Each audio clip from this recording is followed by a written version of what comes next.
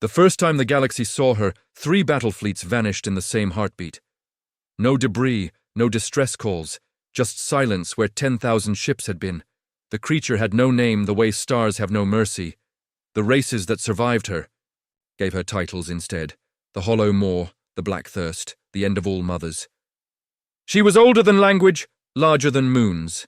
A living wound in space that drank light and screamed in frequencies that drove navigators insane. When she moved, gravity wept. When she passed through systems, planets cracked open like eggs.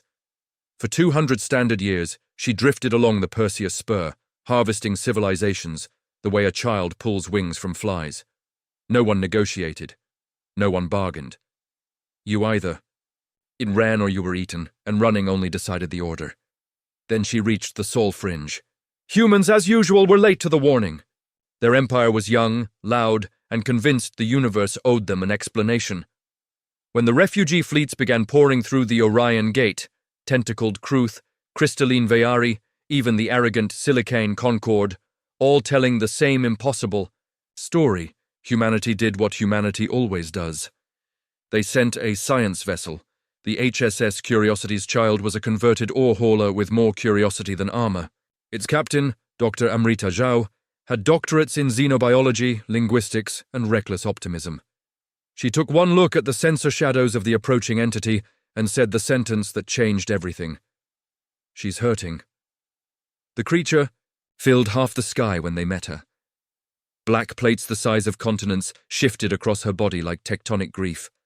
Light that touched her never returned. From her core came a pressure that felt like drowning in your own blood. Amrita opened.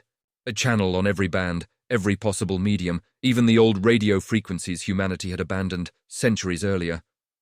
She broadcast music, Bach mostly, then star maps, then the sound of children laughing. Nothing answered, so she broadcast pain, not metaphor.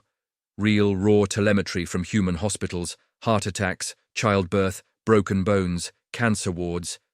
Every flavor of suffering humanity had ever catalogued. She stripped the encryption, left it naked. The creature stopped.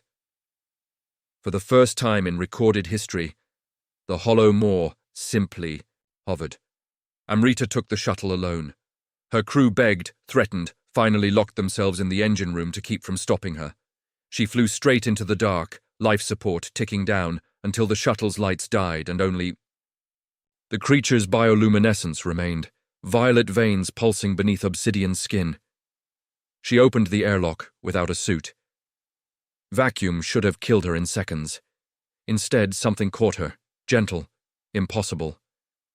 A tendril thicker than a redwood but soft as breath curled around her body and pulled her inside.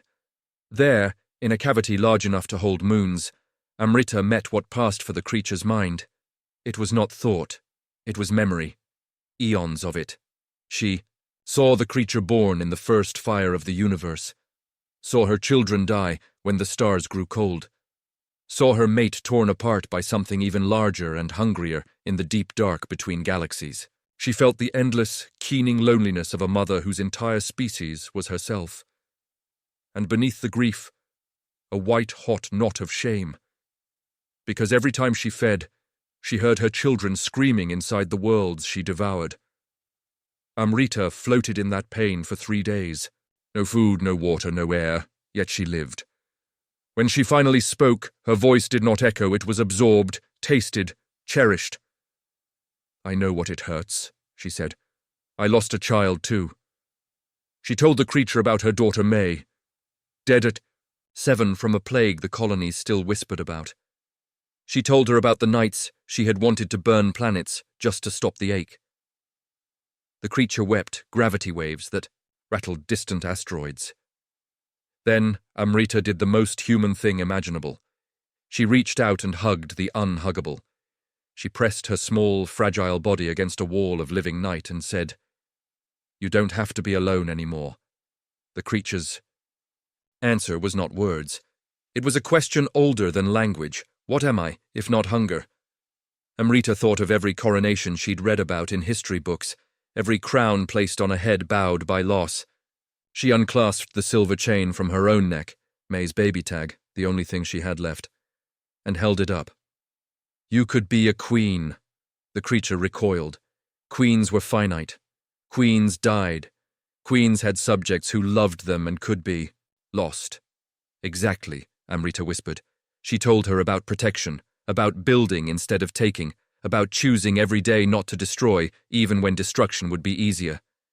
She told her about love was not the absence of hunger. It was hunger turned outward, toward guardianship. She spoke until her voice gave out, then kept speaking with her hands, with tears, with the steady rhythm of her heartbeat. On the seventh day, the creature carried Amrita back to the curiosities. Child nestled in a cradle of flesh like a pearl, in an impossible shell. The crew watched on sensors as the hollow maw, no longer hollow, unfolded around their ship, shielding them from radiation, from time, from every law of physics that should have killed them. Then she sang, not in sound, but in gravity and light. Every species within 100 light-years heard it, a lullaby that promised safety. Refugee fleets turned back from the brink of collapse. Dying stars steadied. The creature reached into the hearts of black holes and pulled out the light they'd swallowed, spitting it back into newborn suns. She became the axis on which the galaxy turned. They called her the Perseus Spur, the Queen's Veil. Now, planets bloomed under her watch. Children, human, Kruth Veyari, grew up drawing pictures of the beautiful shadow who guarded their sleep, and at the center of it all, on a throne grown from her own heart flesh, sat Amrita Jao, no longer young, no longer entirely human. Her eyes held the depth of nebulae. Silver threads of the creature's substance braided through her hair like a crown. Every year, on the anniversary of the day she flew into the dark, the queen would shrink herself small as a mountain, small enough to cradle, and carry Amrita to whatever world needed hope most. They would walk together among the people, the once devourer and the woman who taught her mercy, and the people would kneel not in fear, but in gratitude. The last time anyone saw them, they were heading toward the galactic core, where something, older and colder than even the queen, was beginning to stir. Amrita rested her hand on the living wall beside her. "Still scared?" she asked. The queen's voice was the sound of auroras and tectonic plates making love. Terrified my heart. "Good," Amrita said, smiling the way mothers do when their children are about to take their first step. "Means we're doing it right." They moved into the dark together, the most terrifying creature in the universe, and the small human who had made her a queen, ready to teach whatever waited there the same impossible lesson. Even monsters can be loved whole.